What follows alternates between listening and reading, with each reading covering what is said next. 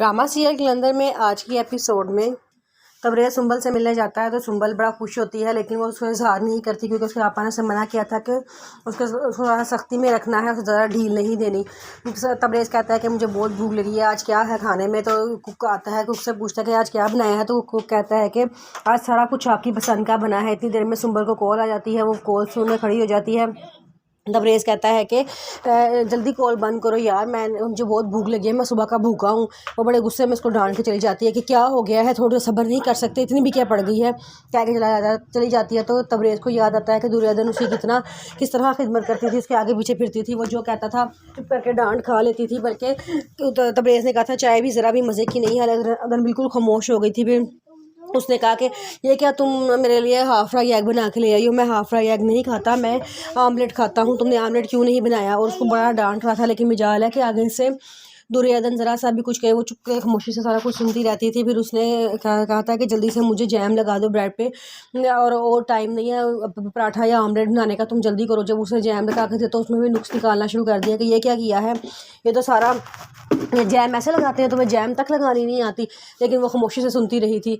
फिर उसके बाद वो जब सारी बातें याद आती हैं तो उसको अफसोस होता है कि मैं उसके साथ अच्छा सलूक नहीं करा, लेकिन वो फिर भी खामोश होता है। दुर्योधन खड़ी होती है तो वहाँ पे उर्फी आ जाता है और आगे कहता है कि भाभी तबरेज़ चला गया है। तो दुर्योधन कहती है कि हाँ वो तो चले गए हैं। तो तबरेज़ कहता है कि भाभी आपने उसको अपने साथ जाने की बात क्यों नहीं की। वो कहती है कि मेरा ख्याल है वो मुझे साथ लेकर ही नहीं जाना चाहते। उर्फी कहता है नहीं ऐसी बात नहीं है, मेरी उससे बड़ी डिटेल में बात हुई थी, ऐसा कोई मसला नहीं है, आपको उसका साथ जाके वहाँ रहना चाहिए।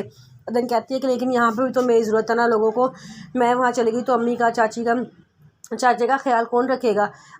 उर्फी कहता है हाँ भई आपको सारों दुनिया की परवाह है, लेकिन आपकी परवाह किसी को भी नहीं है। वो दोनों बातें कर रहे होते हैं, वहाँ से जूही आ जाती है, वो बोलना शुरू हो जाती है, कहती है कि वाह भाई बड़े राजो न्याज हो रहे हैं। अदन कहती है कि नहीं राजो न्याज नहीं, हम तो वैसे बस बात कर रहे थे। तो वो कहती है कि ऐसी बात तो कभी आपने मेरे साथ बैठ के नहीं की। जिस पे अदन कहती है कि जूही तुमने कभी मुझे मौका ही नहीं दिया। तो अदन कहती है कि अभी आगे से कुछ बोलना शुरू करती है तो साथ ही उर्फी कहता है कि तुम बस कर दो, तुम्हें इस घर के हर बंदे से ही मसला है, चाहे वो जो मर्जी हो तुम्हें, चाहे अदन हो चाहे शफक हो, तुम्हें हर बंदे से मसला है। तो जूही शोर मचाना शुरू कर देती है कि देखा मामा मैंने कहा था ना, शफक अभी इस घर में आई भी नहीं है और लड़ाइयाँ करवाना शुरू कर दी हैं, इसलिए ये हमारे दरमियान लड़ाइयाँ करवाना चाहती है। उर्फी कहता है क्या हो गया, क्यों तमाशा बना रही, खुदा का वास्ता चुप कर जाओ। तो फिर जूही चुप कर जाती है।